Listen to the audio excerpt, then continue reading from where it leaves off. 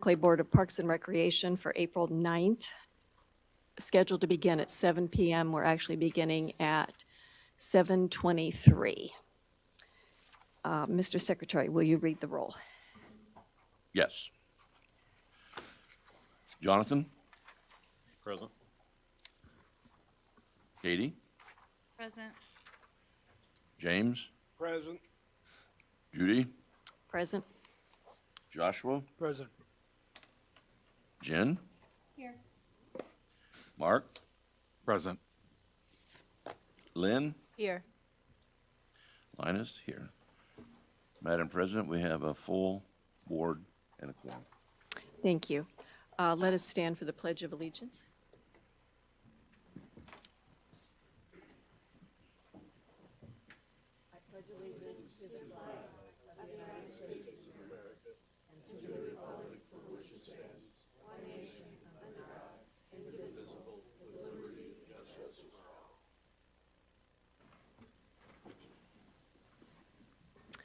Do we have anyone who wishes to make public comment tonight? Seeing no one, let us move on to staff reports. Thank you, Madam President. Staff reports are included in your park board packets, and I'm happy to answer any questions that you have. Thank you. Are there any questions from the board members? I have one. Go ahead. Can you expound, and just for maybe a larger picture, I do see a decrease in enrollment for ESC for the month of March. Is that, and I'm only looking at this one snapshot, have we seen continually a decrease in enrollment? How's that program doing? Is that normal?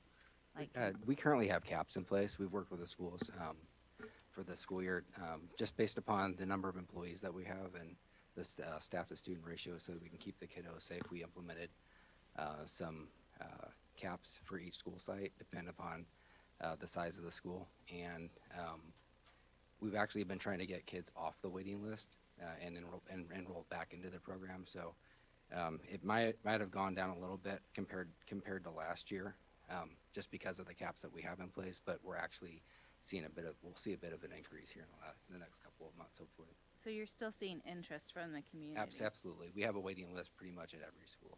Okay. Yeah. That's what I wanted. Thank you. Yeah, no, we definitely have strong interest, not lack of demand. It's lack of supply as far as having enough workforce. It still continues to be a nationwide issue as far as getting after school care staff, and we continue to work on that. And the more staff we can get, the more kiddos we'll have in the program. Okay. Thank you. I also want to point out that yesterday our staff was out in full force for the total solar eclipse. Hopefully you had a chance to experience that. I'm very proud of our staff. We were a little over-prepared, but we didn't know quite what to expect. I had an opportunity to be in the EOC with other city departments, including police and fire, and that was a really cool experience. But I do have some T-shirts. We had T-shirts made so that our staff were easy to identify in our parks, and I brought one for each of the park board members if you want to come and see me afterwards and get a T-shirt. So this year the theme was Total Eclipse of the Park. So our graphic designer Heston had those designed. Pretty cool. Very cool. Thank you. Are there any other questions from board members on staff reports? Michael, can I ask just one on your report on the budget update, the city releasing $519K? Is that the city or the township? So that actually is the city. So we had a $2 million budget for the 103 Park Non-Reverting Fund. Okay. It was approved by City Council at $2 million. The mayor's office put a hold on those funds as they were trying to determine what funding might be available, especially as it pertained to the litigation with regarding the local income tax dollars that have been redirected to Fishers. Before the lawsuit was settled, we had requested that if we could at least get the $519,000, which is what we also received the previous year, that would ensure that we could have the funding to do everything except the proposed Chinese garden, which was incorporated, phase one was incorporated in that $2 million ask. So we were released to 519. I'm hopeful with the lit, the court ruling so favorably, the appellate court ruling so favorably, that maybe the remainder of that $2 million will be released, but it hasn't been as of yet. So that's what that's referring to. Okay, on the financial sheet, though, the master plan, you call out two different, or am I confusing that with two different 106s? So what we're doing is, we're Well, tracking. let me, no, that's right, let me just short. So is this money referenced here, that was coming from the city, or it is the township lit passing through the city? No, excellent this question. budget? In this particular one, was money that was coming from the city dollars. We are That's all right. tracking basically the city funds that we get in 106 separately from the township funds that are attributable to the lit separate. So we're keeping those Okay. separate. So everything that all the appropriation requests that we've made to the council for use of the township funds have been granted without issue, and those Okay. dollars are available for our expenditure. That was my question. Okay, any other questions on staff reports? Then we'll move on to Finance Committee. Lynn? Finance Committee didn't meet last month. Are we going to include a Finance Committee or just try to do a Committee of the Whole here for I'm the? proposing a committee of the whole workshop because I think it's an important enough topic that it's good for everyone to be involved in those discussions. Okay. All right. Then let's move on to minutes. Mr. Secretary, I move to approve the minutes of the annual and regular park board meeting dated March the 12th of 2024. If I may, it's just the regular park board, not annual. thank you for that. That's what I was struggling. Change to that. I was struggling to find my minutes. Yep, yes. Okay, it has been moved by Linus and seconded by James. James. Any additions or corrections to the minutes? All those in favor signify by saying aye. Aye. Anyone opposed? Okay, minutes are approved. Finance reports. Madam Treasurer. I move to acknowledge receipt of the consolidated financial report for February 2024 and move to acknowledge receipt of the P&L statements for March 2024. Second.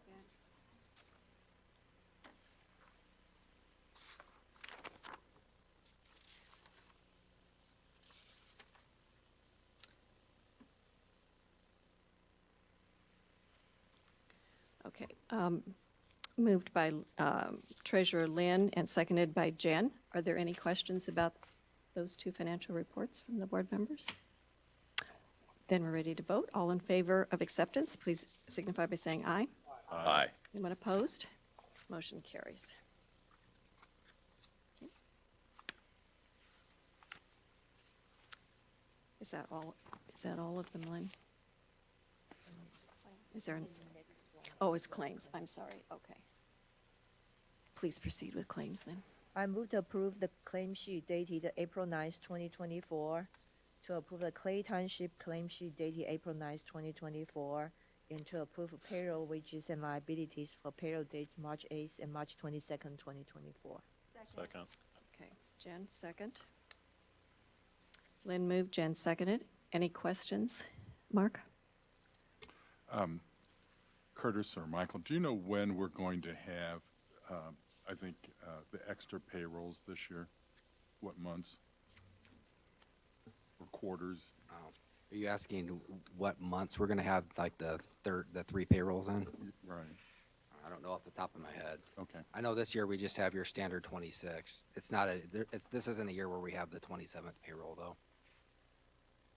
Is that what you're? No, No, yeah, the 2 months that we have the three payrolls. that's We'll okay. We'll get that information for you. Thanks.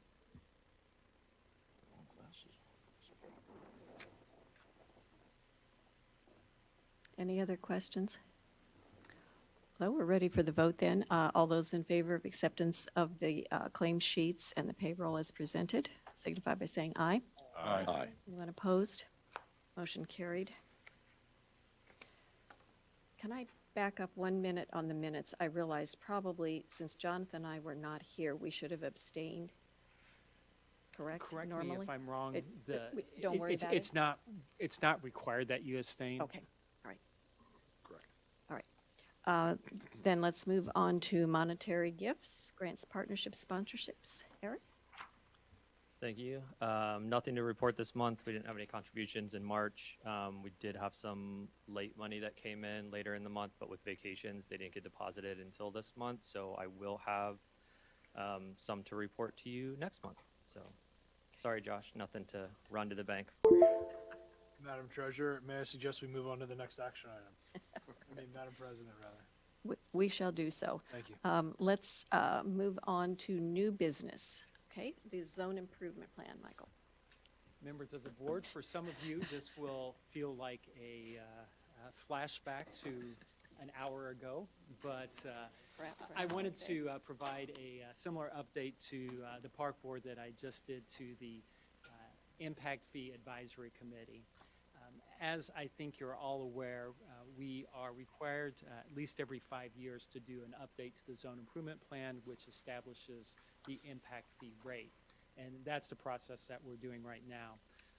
State statute requires that there be assigned by the mayor a impact fee advisory committee that has, under state statute, a very specific representation. I believe the amount is 40% of the membership has to be in the building trades. It can be a realtor, it can be an actual developer or builder, it can be historically like someone that's in mortgage financing, those types of things to represent the building community that is most impacted by the impact fee.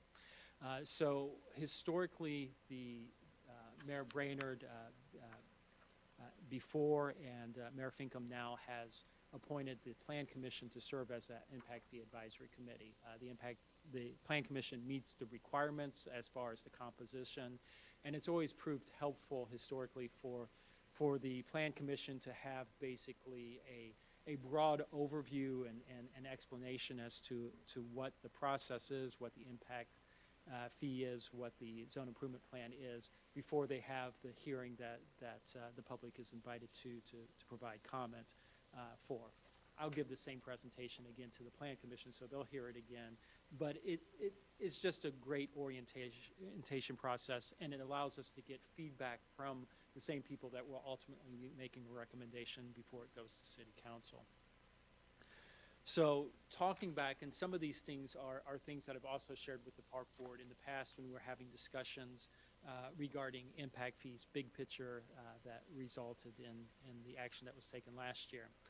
But to step back a little bit, the impact fee statute, the impact fee law was enacted by the state in 1991.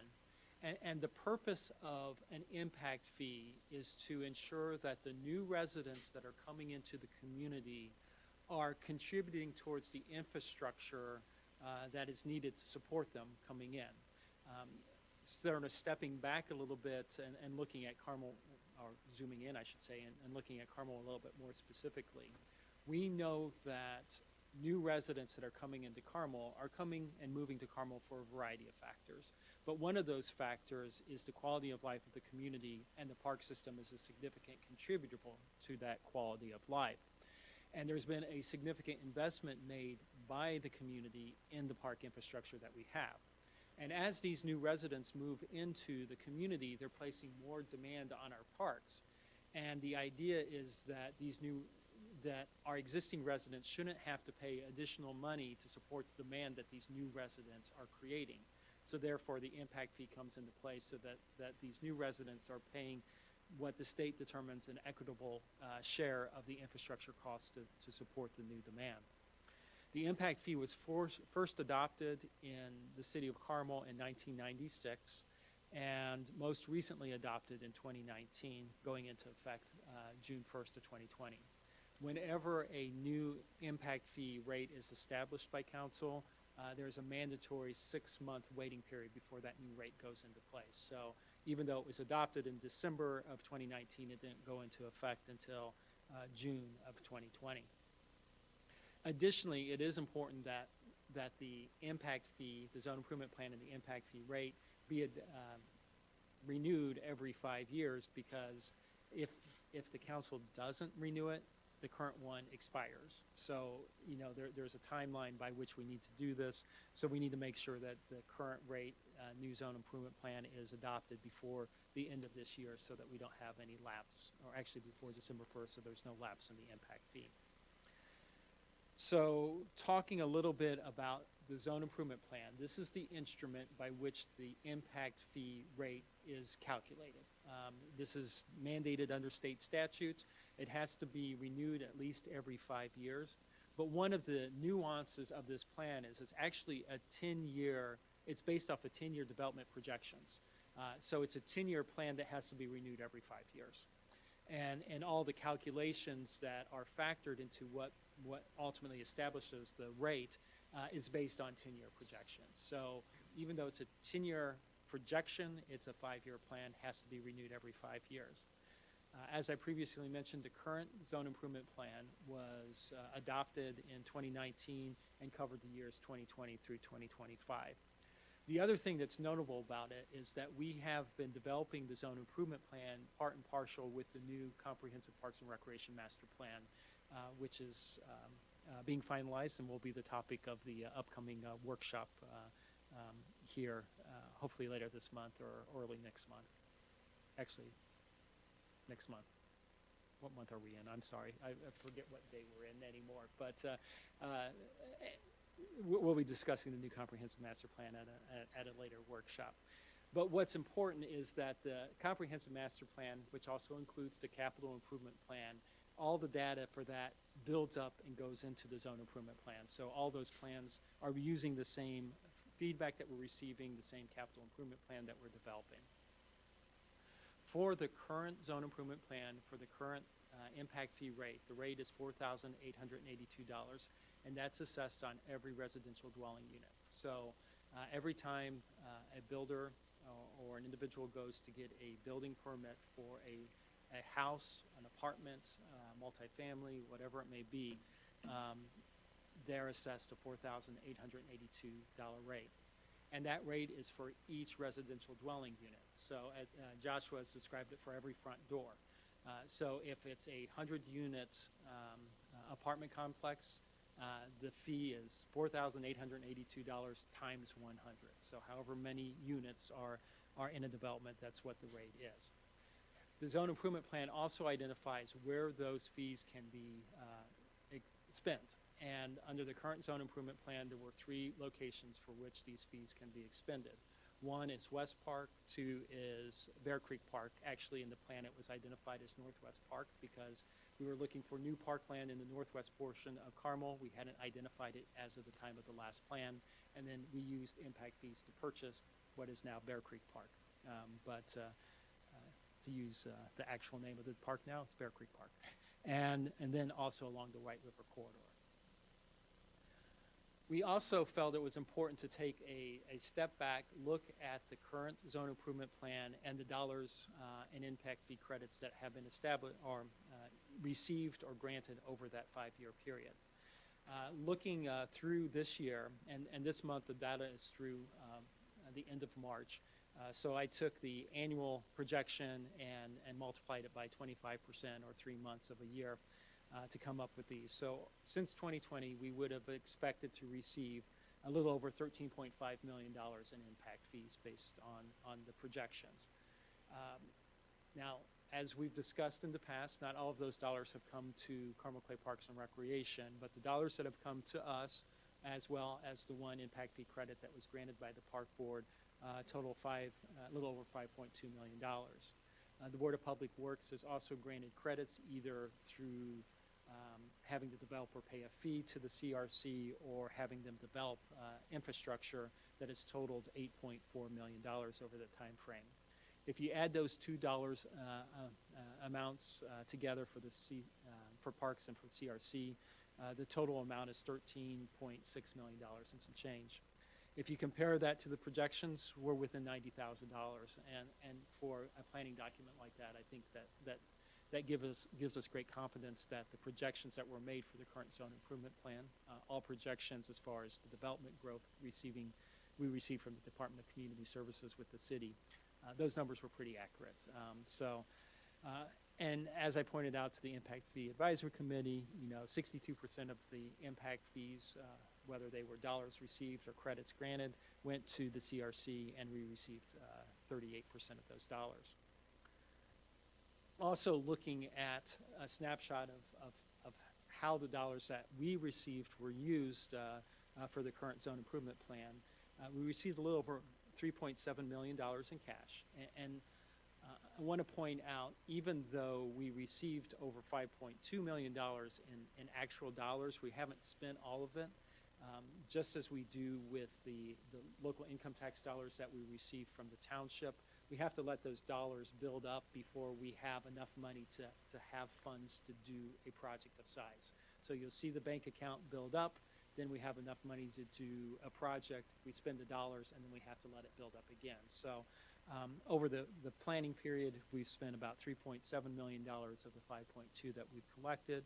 The vast majority of it has gone towards Bear Creek Park, a little over $2.4 million.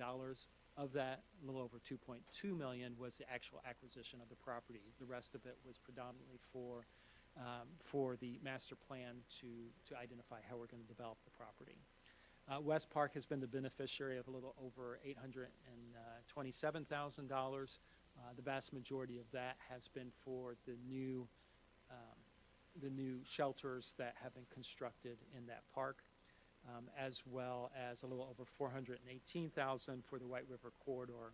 That's been split almost equally between Thomas Marcaselli Nature Park for the master plan, and even though the property was donated, there were some closing expenses related to that, as well as the preliminary plans for the White River Greenway North Extension were funded through the impact fees. So that comprises the little over $3.7 million that we've spent since 2020 of impact fees.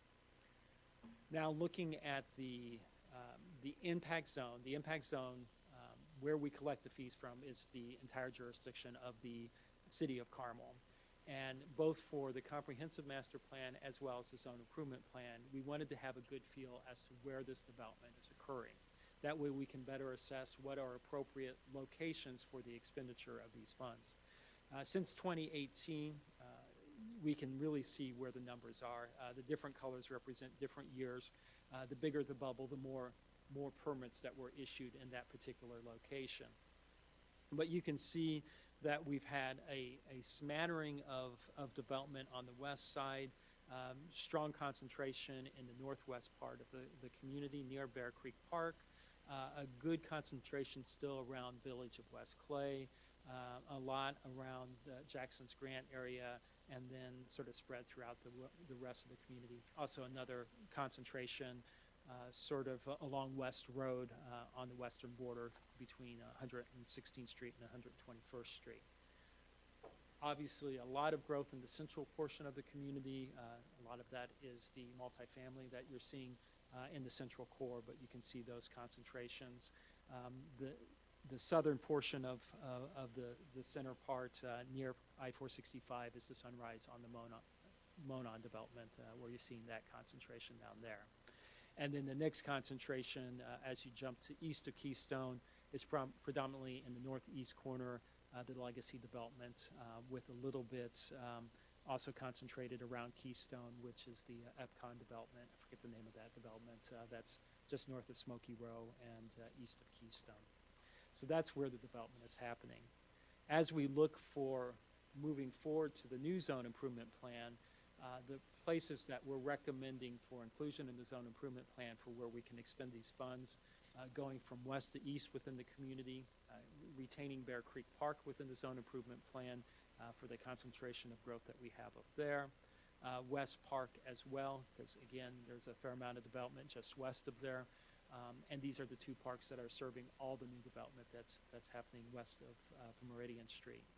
Moving into the central portion of the community, the Japanese Garden, the township, through the Clay Township Impact Program, is doing some expansion of the Japanese Garden, but there's a lot of area that is south of the existing garden all the way to Carmel Drive. That really isn't going to be developed much, but we have plans that have been developed through the township, and we're proposing that some of the impact fees could be used for the continued expansion of that garden. We also are including the proposed Chinese garden, for which we did a master plan for that was approved by the park board. That is proposed for development between the library and Carmel Elementary School. And then we are identifying a little bit more broadly the central core as an eligible zone for impact fees. This could be for the acquisition of new parkland, for trails, for opportunities that are occurring in this rapidly growing portion of the community. And then jumping to the west or east side of the community, continued expenditures in Thomas Marcaselli Nature Park to serve the residents where you're seeing that hot spot of development and the legacy development, and then retaining the White River Corridor as an eligible zone for impact fees. And that's the continued expansion of the White River Greenway, as well as potential opportunities south of 116th Street as we continue to cobble together the properties to make Hazel Landing Park an even larger park. I think most of the locations make a lot of sense when you look at where the development has been occurring and where we continue to anticipate development occurring. The White River Corridor, obviously that's going the entire stretch of the river, not as much development on the east side, but the White River Corridor also provides us our greatest natural resource within the community. It provides an experience that's unlike anything else in the community. I've described it before as our effective state or national park right here within Hamilton County, and that's going to have a draw for our residents throughout the community, including the new residents, even if they're living on the west side. So because of the uniqueness of the property that's along there or the opportunities that are there, I felt that it was important to continue to include in the new zone improvement plan. So the zone improvement plan as proposed incorporates projected construction expenses for new amenities in each of those locations. Now again, as I mentioned at the beginning, these are 10-year projections. So these are projections that we would anticipate occurring over 10 years, but again, it's a 5-year document. So all the money that I've identified here for these projects, which exceeds $75 million, will never be developed in 5 years because it's projected to occur over 10 years. So even if we got every dollar of the projected impact fees, we wouldn't be able to develop all these parks at once in that 5-year time frame. But it's the means by which the calculation is developed to come up with the fee. Additionally, the dollar amounts that we identified for each of these projects is not necessarily the full development cost of these properties or amenities. For example, Bear Creek Park, as you may recall, the master plan for that is a $30 million projected development cost. We do not feel that it's appropriate to include the full $30 million for that park because that park is going to be serving demand for residents that are already there, not just the new residents that are moving in. So we didn't feel it was appropriate to include the full dollar amount in the spirit of the impact fee statute. Likewise, for Thomas Marcaselli, that's a $30 million project, but we've included $6.7 million for the calculations for the impact fee. So just re-emphasizing, you know, all the impact fees aren't going to build everything that's on this list in the next 5 years. It's not, all these dollars wouldn't be coming in even if every dollar came to Carmel Clay Parks and Recreation. So within the state statute, it identifies 2 formulas that help us determine how much we can charge, what the maximum rate is for the impact fee. The first calculation is called the current level of service. And in the board packets on page 6 of the draft zone improvement plan, you'll see these calculations and the supporting documentation for it. The first thing is the cost of meeting those new residents that are coming in. That's that same $75 million number that I just discussed with the various projects. Then state statute requires that 3 credits be granted to be factored into the formula. The first is a deduction for estimated non-local revenue. What that basically is any donations that we receive and how we calculated this 4.6 million. Since 2020, we received the 63-acre Thomas Marcuselli Nature Park, which had an estimated value of about $2 million. And then we received a donation of the property that became the Bear Creek Greenway, roughly 9 acres. Now, we did grant a $75,000 credit for that developer, but the value of everything we received on top of the credits was approximately $300,000. So that's $2.3 million over 5 years. The formula says to project it over 10 years, so we multiplied that by 2 to get the $4.6 million credit. The next deduction is for the credit that the new residents that are coming in, they will be paying and contributing towards the various bonds that have been issued to develop our existing parks. Most of those bonds are going to be the Clay Township Impact Program bonds, over $30 million in bonds that have been issued that have directly benefited parks. Those bonds will be on the books for almost 20 years. Some of the repayment has already started, but those new residents that are coming in will be contributing towards the repayment of those bonds, so they get a credit for their share of what they're paying towards those bonds. And then the final deduction is for dollars that would be budgeted to Carmel Clay Parks and Recreation for capital development. And again, it was a look back at the dollars that we've been receiving and have expended from Clay Township of the LIT, and they get it. The idea is that these new residents will also be contributing towards the capital budgets that are funded by the township and or city in the future. So they should get a credit for those future taxes that they're going to be paying for the development of this new infrastructure. Again, that's all state mandated formulas. The details of those are on pages 19 and 20 of the draft report. That comes up with a subtotal after you do those deducts. State statute also allows us to add back the cost of developing this plan, which is roughly $40,000. And then you take this new sum and divide it by the estimated number of new housing units over the next 10 years, which DOCS has projected at 8,140. And that gives us the $8,276, which is the current level of service, which is the maximum dollar amount that state statute would say we could charge for the impact fee. There's a second calculation that we have to make under statute, which is called community level of service. And this is basically looking at the current asset value of the park system as it sits today. And the dollars that we used for calculating this only represents the assets that are either owned and or managed by the park board.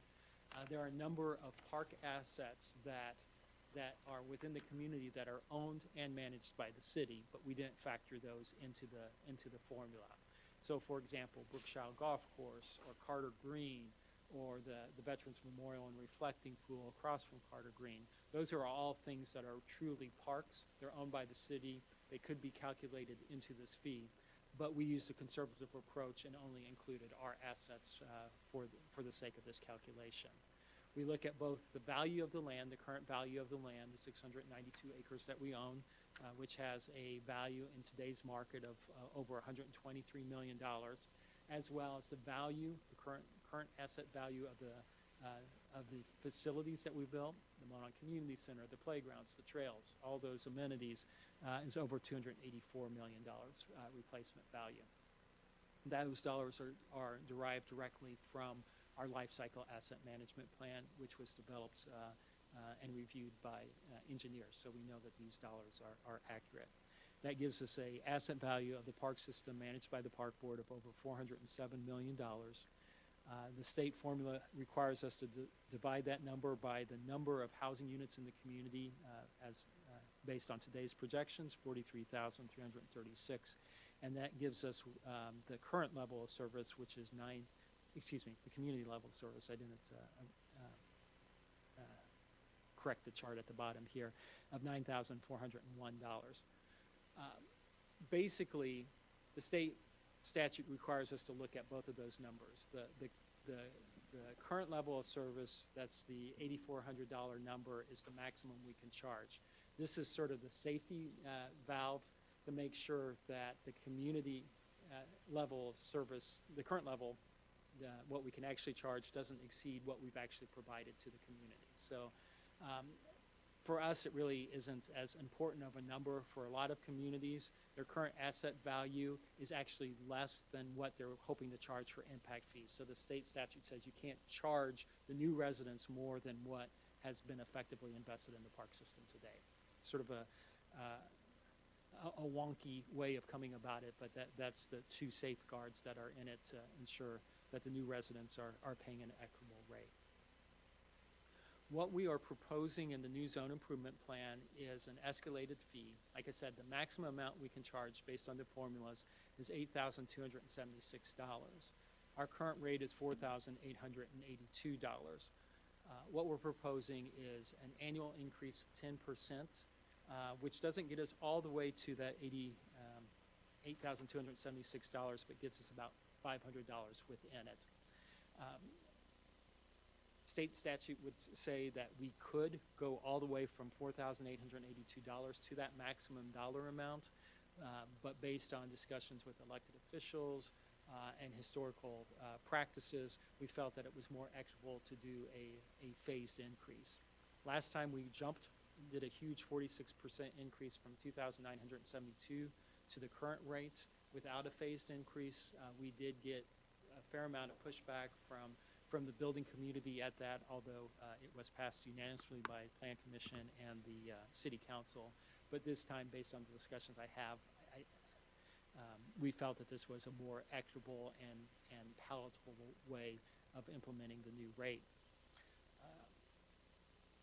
Looking at what neighboring communities are charging, the zone improvement plan actually includes all the communities in the metro area that are charging an impact fee, but I honed in on our neighbors specifically.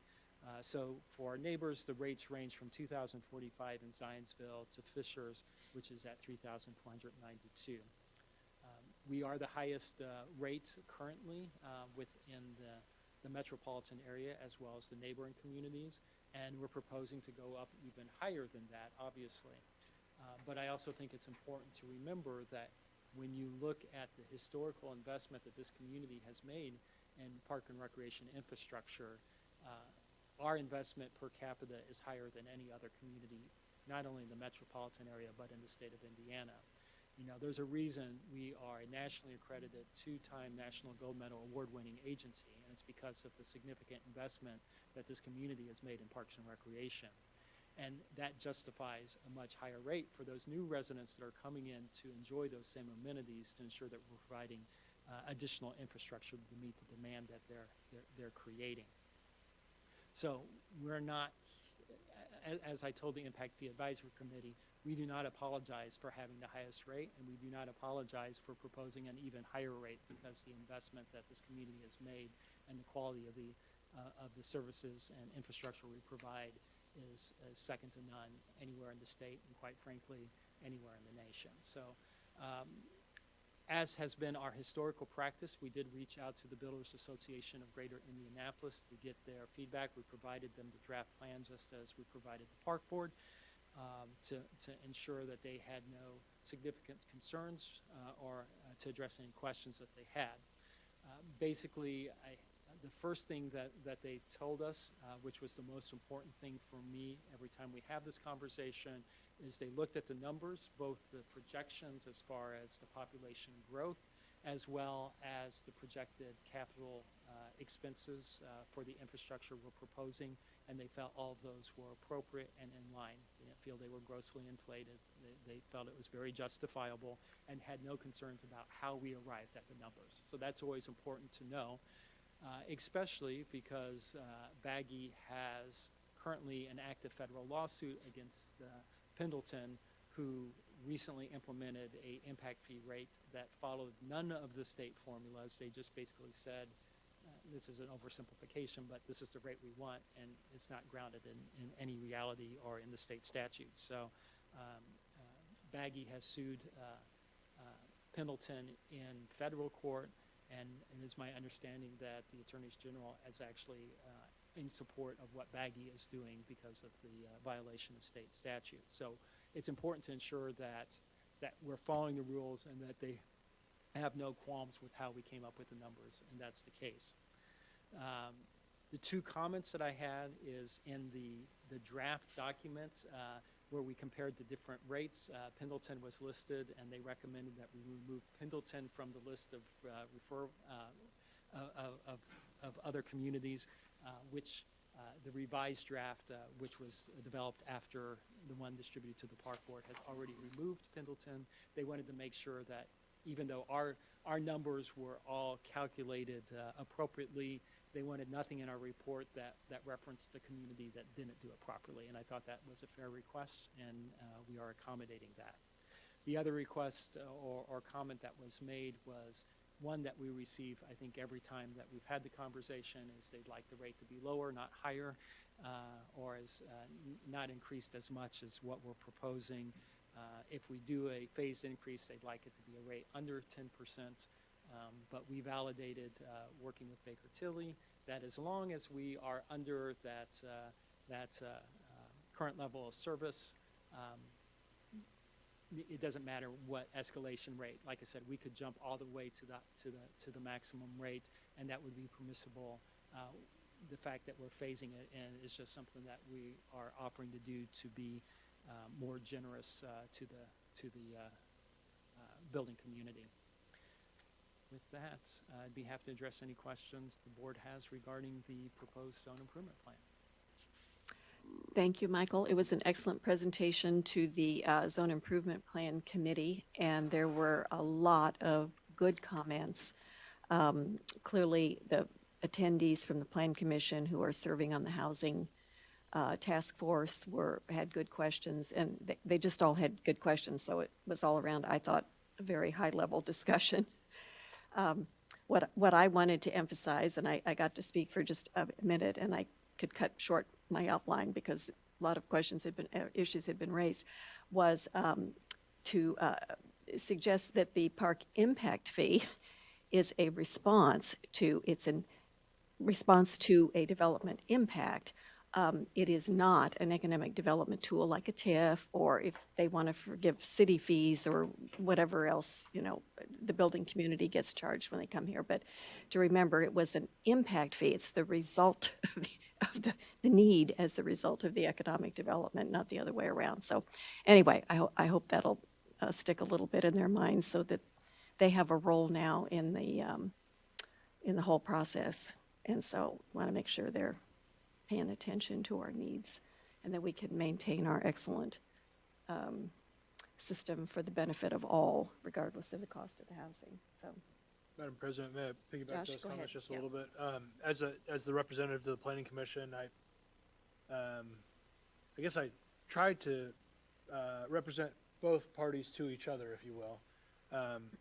What I heard my fellow commissioners say is they are, as Madam President has pointed out, keenly sensitive to the affordable housing situation in Carmel, maybe the lack thereof. President Grabo was quick to point out that on $1 million home, this number represents 0.35%, or something. Well under 1%. Yeah, well under, well under 1/3% Correct. type of thing. Whereas with a $200,000 or $250,000 home, it represents nearly 10% or something. So my emphasis was, I think we should be maximizing the number, because as I think other board members feel like there's a lot of people kind of biting at the apple, so we should try to get the biggest apple we can. I also heard Trustee Hensel point out that it at least simply put, there's going to be less development happening. So with less development happening, there's going to be less opportunity to capitalize on this. What I'll also share is I got a message from a planning commissioner via text that said, does this cover the shortfall in the future of our $407 million park system? And I was real quick to say, no, that is a storm on the horizon that is looming. This is just so we can continue to operate business as usual under Indiana law type of thing. I oversimplified it, of course, but that's my 2 cents on it. Thank you. Any other questions for Michael or anyone else, from anyone else? Okay, who is in attendance? Lynn, you go first then. Thank you. Thank you, Michael, for the presentation and sharing the information. So basically, the park impact fee per unit is our estimated costs over estimated housing units. And I see the housing units, so where is that estimated number coming from? And also, I know that the mayor has ordered a committee to investigate, or say to look at the current housing market. So would that affect that number that we put on the bottom to get the impact fee? So, excellent questions, both. The projections for the number of new units that are new homes or residences that are being constructed was received from the Department of Community Services. So it's projections that came directly from the city. And, you know, under the current plan, they demonstrated that they included both the traditional developments that you're seeing predominantly on the east and west sides of town, as well as the number of developments that you're seeing in multifamily within the central portion of the community. And based on what they know is in the pipeline currently or what they're projecting, those numbers are baked into it. Now, some of the more recent discussions with the Housing Task Force has not, you know, I don't think there's been enough discussion to inform policy to determine how that may change the number of new units that are developed. I don't think, based on what I've heard so far, that it would suggest that there's going to be less units during that time frame. I'm not sure that there's going to necessarily be more units that are being projected. But so specifically, you know, based on the discussions at the task force, those haven't been specifically incorporated into the projection numbers as far as new units. Now, I have been listening to those meetings. I haven't attended, but I have been listening to the meetings after they've occurred. So I have been sensitive to some of the discussions about the affordability issues. What they've talked about a lot is the missing middle within the community as far as those homes that are good for starter homes or for those that are retiring and looking to downsize. And that's sort of the housing stock that's missing. So that's part of the thought process that went into my recommendations of a phased increase, is to soften the blow, if you will, as far as the continued increase of the proposed rate. You know, is it directly from that? But it was one of many factors that contributed into that. The second factor, of course, was just, you know, this is a political instrument. It has to be adopted ultimately by the city council. And based on some of the preliminary conversations I've had, or the feels I've had with conversations in general with the council, I felt that this was a rate that was within a threshold they would be willing to consider. I felt that if we went higher, there would be probably more pushback from the building community, and it wouldn't surprise me if Baggy says, you know, we're fine with the numbers, but we'd like the rate to be lower. I mean, they do that. They did it last time. I would expect them to come to the public hearing and do that again this time. But I think it's within a threshold where we won't have a significant organized rebellion against what's being proposed. I hope that's to be the case, is that we don't have that. And then, you know, I truly felt that this was probably within the threshold that was a reasonable ask. So I didn't ignore what's been happening in the task force, but I don't think there's enough policy decision or ramifications that have come out of those discussions yet to be able to suggest that any of the projection numbers should be changed upwards or downwards from what has been included in this plan. Okay, thank you. Mark, do you want to comment? Thank you. I have 3 questions, Michael. One, as you were preparing all this, were you able to get any input from the mayor? I did. Thank you. And that was the other point that I had. shared the numbers, what they could be, the approach that was used last time, the phased approach that was used the previous 2 times, and Mayor Finkham was definitely preferred the phased approach over a huge jump. I thought she might be. The second question is, when we talk about having Midtown incorporated, something we've never done as we were asked not to by the previous administration, do you have any defined projects there, or is that just a holding place for possibilities? It's somewhat a holding place for possibilities because, you know, the specific projects that we think are appropriate uses are identified with the 2 gardens, the Japanese garden and the Chinese garden. The rest of it, I think, has to be somewhat opportunity-based because, you know, for example, we know we would love to be able to expand Meadowlark Park. So we have funds included in the projections that would allow for the acquisition of property, whether it's next to Meadowlark or some other property that comes available within the Central Core. We know that we want to expand trail opportunities within the community. So there's construction for building both paved trails as well as soft surface trails. You know, we know that based on the feedback that we had from the comprehensive master plan and the community surveys, that there's demand for more dog parks within the community, and especially within the multifamily where they, you know, if at best the developers are providing places where, I mean, are best described as relief areas as opposed to dog parks.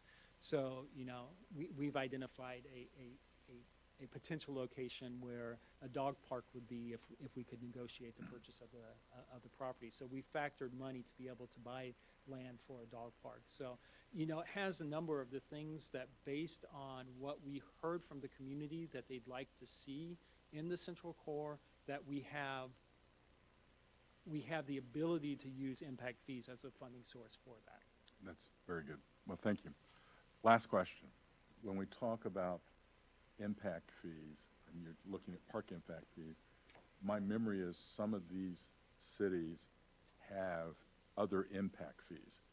And it might be good to include those to show that while we're higher than them, we might not be quite as high if you look at the impact fees they're charging for road, sewers, or other things that they can. That's an excellent suggestion. You're absolutely right. As I mentioned to the Impact Fee Advisory Committee, but neglected to the Park Board, the state statute allows impact fees to be instituted for a variety of things, Parks and Recreation being just one of an assortment, roads, sewer systems. I think there's a few other things on the list. Bridges, water treatment facilities, and sewers. And thank you. And Carmel has always elected to only charge an impact fee for parks. But a lot of our neighboring communities, not necessarily all of them, but a number of them do charge for at least one, if not several of those other instruments. So we'll get that data and add that as a different colored bar on it. So the decision makers have that information as well. Thank you. Good point. I wish there'd been time for you to raise that at the meeting, because that's a good point. But going forward, the Plan Commission, that ought to be. I'm always hesitant to bring that up in a meeting that I'm not actually part of, in the event that it was not there on purpose. Well, I know, but I just felt like I had to jump in, so. I might work in. No, you did a great job of it, Judy. but I'll thank have you. it for my presentation next week at the public hearing. for the Okay, Plan and Commission. we'll all show up again. Let's say, Jonathan, did you have your hand up? Okay, right. So Mark and Jonathan and I and Joshua attended the meeting, so it was a good show, and they noticed that we were there, and Trustee Paul Hansel attended too, so, you know, it was good. There were a lot of faces in the room, or you don't have to say anything. Sometimes you just have to be there. So, okay, any other comments? This is not an action item for us. This is a product of the city, I said, essentially. It is. Okay. It's a city instrument that we've always taken the lead on developing because historically, until more recent history, we've been the sole beneficiary of the funds. but we're still a significant beneficiary of the funds, so. I think the Plan Commission members realize that, you know, a great hole has been dug, and now with other issues looming, it's going to be, makes it a little harder to fix. Question. Yes, Linus, please. First off, comment, well polished, nice presentation. Thank you very much. Very insightful. Always on, spot on. Always, you do a great job. Thank you. In looking at this chart that you have up and the one that's in my packet here that I'm holding up with the additional cities that are listed, to what degree, and I know we're very proud of our parks and we're accredited and we should be, and it shows. To what degree are these other parks accredited to the same level? So, in the state of Indiana, the only accredited agencies, park systems are, in addition to us, Bloomington and Indianapolis. And the only gold medal winning agencies within the last 10 years in the state of Indiana, of course, us twice, Bloomington, they've actually won it twice, just past the 10 years, but only once in the last 10 years. And then South Bend won it not last year, but 2 years ago. So those are the only three ones. Fort Wayne and Columbus have also previously won the gold medal, but well over 20 years ago. And I think within the last 10 years is a better benchmark of the, not to take anything away from those park systems, but. Henry, did you get all that? Yeah. You want me to say it one more time? Make sure you list that in. Well, I just think it's a good comparison because of our investment that we make in our parks. And I know that there's different monies here, and I realize that graph goes back to a lower amount. But it's equals to a quality of life that it contributes to. Absolutely. There's a reason that 99% of our residents say they agree or strongly agree that parks, recreation, and open space contribute to the quality of life of our community. I mean, it's based on the investment that the community has made under the stewardship of the park board. Any other comments? Okay, thank you, Michael, for that presentation. And then we have one more business item that is a vote tonight. So that is the conflict of interest disclosure for Kroger Gardas. Brian, do you want to speak to it, or Sure. Michael? Okay, Yeah, I will. please go ahead.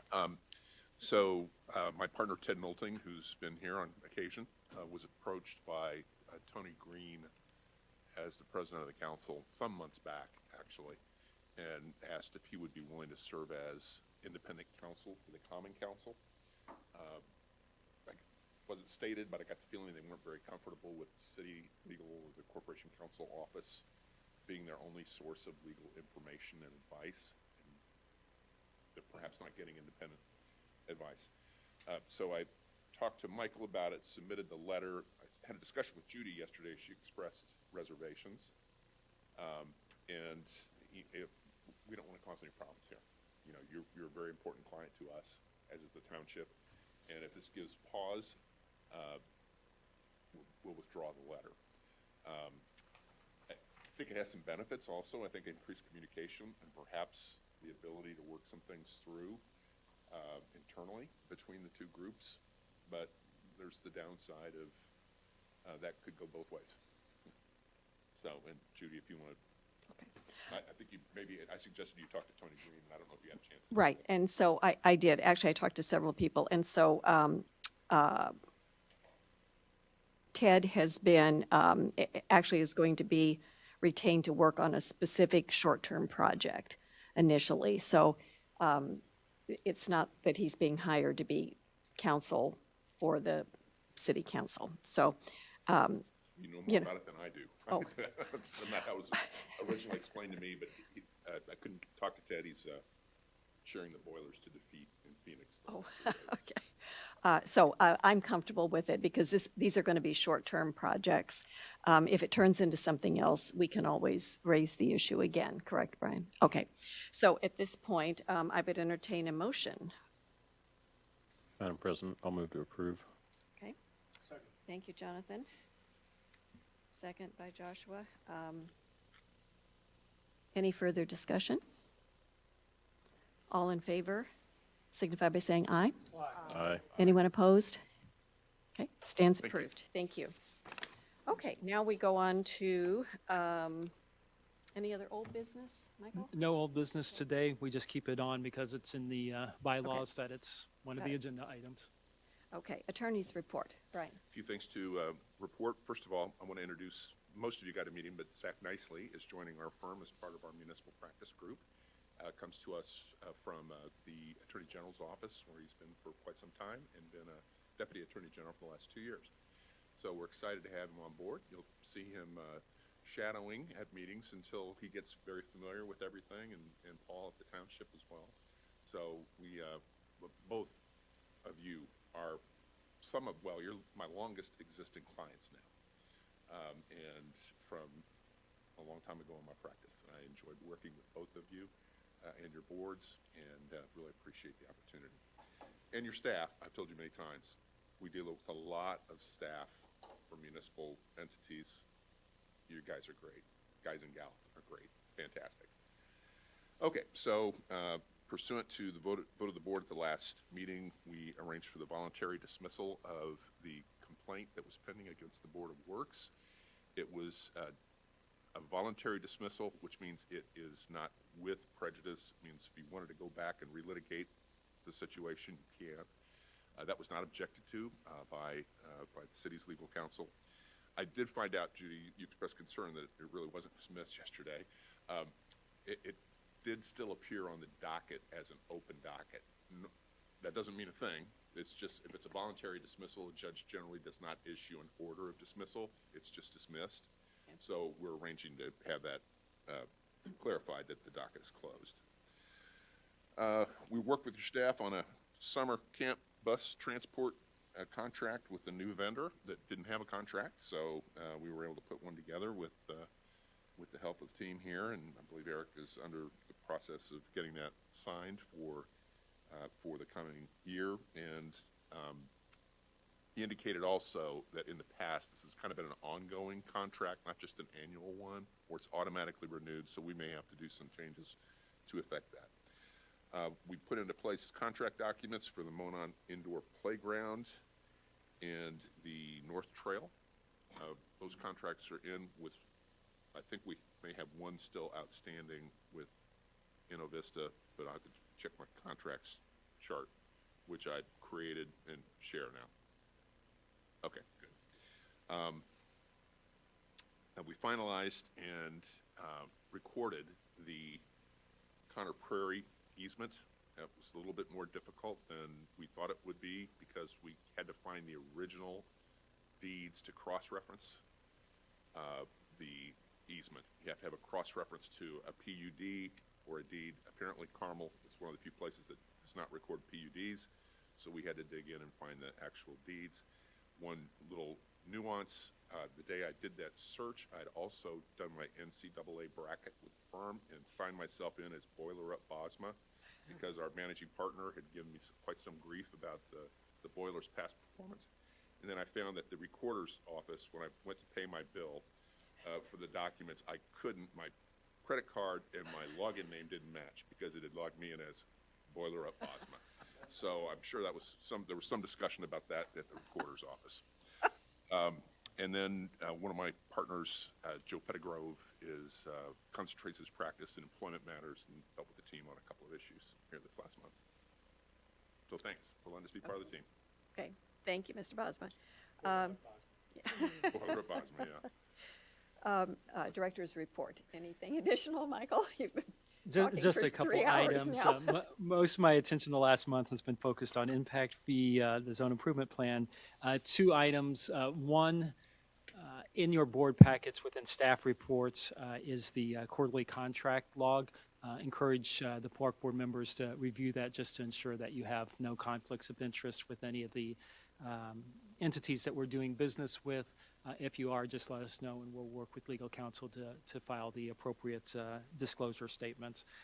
I suspect there will be none, but we do provide that to you on a quarterly basis. So I wanted to draw that to your attention. The second thing, at either the May or June meetings potentially, there will likely be a consideration for the acceptance of the donation of some property. In my role as a member of the Technical Advisory Committee for the City of Carmel, I do see various projects that are coming forward for review by the city. And there's a child care center that's being developed in the office complex that's just north, sort of the northwest corner of Meadowlark Park, adjacent to the trail that we have on an easement that connects all the way to Old Meridian. And one of the things that I would like to do, as I mentioned in the zone improvement plan, is look at opportunities to expand Meadowlark Park. Part of it is bigger picture, maybe bigger properties, but that's I mean, a different topic. But I'd also like to secure more of the property along the easement so that we actually have it under our ownership and better control of it. So part of the child care center, this property butts up to the trail, actually includes part of the trail, and has the easement in there. So I requested, and if they'd said no, I probably would have said, okay, fine. But they said yes to my request to donate the property that was in the floodplain to parks so that we can continue to expand our ownership around Meadowlark Park. So they said yes and are agreeing to donate it, and Curtis is working with legal counsel to execute that. Good job. That every little bit helps. Go ahead, Jim. Are we talking about the property to the north of Meadowlark Park? It's to the north, but it's not a private Is it part of individual. that big parcel? No, it's not. Dr. Freeman's old property? No, it's not. It's part of the business complex that's there. We're maintaining good relations with the present owner of that property with some prospects. To the best of my knowledge. Good. Other questions for the director? Okay, we'll move along to information items. Now, is this where I should do Katie and Josh? Sure. Okay. Katie, I'll let you go first. All right. At our last Carmel Clay School Board meeting, we recognized perfect ACT scores of 9 students. So we had 9 students who had a perfect ACT score, which was pretty darn exciting. There's something in the water, I think, with Carmel Clay Schools. We also, in the city of Carmel, love to talk about our ratings and our accolades. With Niche just came out with theirs. And so I just want to share a little bit about Carmel Clay Schools. So we are the #1 best school district in Hamilton County and Indy area out of 46. We are the #2 out of 290 best school districts in the state of Indiana. And we are number 81 out of 10,932 best school districts in America. Can you say that one more time? Wow. Yeah. So #1 out of 46 in Hamilton County and Indy, 2 out of 290 in Indiana, and number 81 best school districts in America out of 10,932. What's that based on? You would ask me that, and I'll have to tell you. I cannot tell you right now what it's based on. But I do know it's a very reputable thing. I know the city of Carmel really kind of shares a lot. City of Carmel was one of ours where we were ranked one of the best places to live, best places to raise a family, and of course, best places with public school systems. So I'll follow up with you on the rating system. Are you willing to give a shout out to number one? I'm curious. Can you say that again? Who was number 1 in the state? For the best school districts in Indiana? Yeah. Oh, I'll tell you that on the side too. We don't talk about them. I'm just teasing. I'm just teasing. I actually have no clue. So I guess it was West Lafayette, but I'll find out for you that too. Yeah. One of the things that was funny is after it came out, Mayor Finkham was looking at Carmel's ratings were very high as well, #1 suburb in the United States, and high accolades in many of the categories. There was a quality of life one, or I think it was like outdoor, I forget the exact category, but she was asking because it was kind of related to parks. looking at the source criteria, we are at a inherent disadvantage in how they score in that we are not near any mountains or oceans. So We do I'm get not points for sure I can do anything about those. At least not right now. Maybe as climate evolves at some point, but probably not during my tenure. So. Thank you, Katie. You're very welcome. Josh, do you have anything to add? I really there? don't. I mean, I think we really covered it. I will continue to lobby and advocate for a quick process on planning commission's end. Okay, Park Board comments, discussion? Mark? I think we should take the information Katie provided and note that those students all drink water from flowing well. And, make sure that that gets into the news, and then we could start charging for the water. And we have our long-term revenue source. solutions solved. So just a thought. We may need to have some legal counsel put some qualifiers so that we don't get any lawsuits about the efficacy. Madam President, may I? Go ahead, Josh. I gave a tour on Friday to the University of Illinois, Urbana, about 35 students who walked through Midtown with their jaws agape. They were blown away by our city and our system and everything that entails. And then the following morning, I was on a ruck. That's a thing you do. You carry weights, whatever. You just walk distances. And I was walking with a bunch of guys, and we were walking through Midtown at about 7 o'clock in the morning.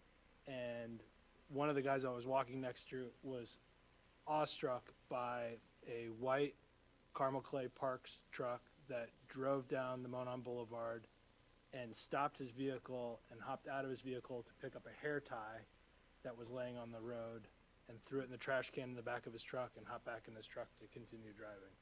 That he stopped to pick up a hair tie was quite the conversation for the next 30 minutes with these guys. So I made sure that I would share that with you. I'm sure you will pass along how impactful those small moves are.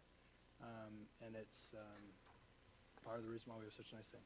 We got a lot of positive feedback from our visitors yesterday about how clean our parks are and how the shape that our staff keeps them in. So I'll make sure I pass it along. I did have an answer to Mark's question earlier. The 2 pay periods where we have, the 2 months where we have 3 pay periods are May and August. You're welcome. I also have an answer to your question. It's West Lafayette.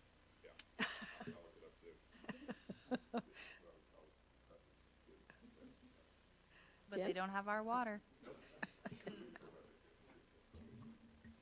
Michael, while we were waiting for you and the team to join us, we were wondering, Linus and I, about the red-tail hawk to be installed on the roundabout, if you knew anything. I have not received any recent updates. I don't know if trustee, I'll see if I can, or unless, Well, I believe that the piece of art is done, and I think that the engineering department is trying to get foundation in. Those crews are working on other projects right now, so it's just a matter of trying to work that foundation in with the other projects that they're all currently working on. I think that that's the answer. Okay, and then Yes. He had some more information than I do, so yes. we'll have the crests right around the. Are Correct. those finished or? That I don't know. I'll see if I can get some more information for you to Okay. report back. And then there was another one, right? The bison. The bison, yes. So I'm just asking for record For a here. friend. Yeah, Asking for a friend. I'm asking for a friend. No, absolutely. So I know that we've had some recent dialogue with Cuba Gallery with regard to that. We've gotten information so that we know how to, or better information as far as creating the base to support it. I'm not sure we have a ship date yet, do we? No. So, but it is getting closer, and we've seen some progress photos, which are cool. So I'll see if I can get some more recent ones and include it in the next board packet. So we're getting closer to it. the mama maybe is about the size of a male, so instead of being mama and baby, it's probably going to be dada and baby, but you know. Any other board comments? Yeah, question, ahead. and dovetailing with that. Is it still the intention that these statues will be interactive? In other words, you can touch them, climb on them. Are they going to be roped off, or is it hands off? Look only? For the bison? Yeah, for the bison. The intent is actually to let, I mean, we anticipate that people are going to want to interact with them. So we are taking that into consideration as we do it. It's not going to be done to playground standards, and there'll be appropriate signage accordingly. But at the same point, we're going to be putting soft surfacing underneath it so that it does have some fall protection components of it. I really anticipate they're going to be a huge draw, I think, as people discover them. I think there'll be places that are a place that people will want to take their kids and have their photos taken next to it. I can see that becoming a family tradition and stuff. So we're trying to take that into account as we design the pad for it, so that you know, it'll have the appropriate amount of landscaping, but not too much that it'll just get trampled anyway. Thank you. Any other board comments? In closing, I would just like to say thank you to Trustee Paul Hensel for attending tonight, and he also attended the Zone Improvement Plan Committee, so it was nice to have him on board with us. Anne Marie, thank you. Always nice to have you here covering. And Zach, welcome aboard. I guess we'll be seeing more of you, so welcome. Anything else to come before the board for the good of the group? Second? We are adjourned. Thank you.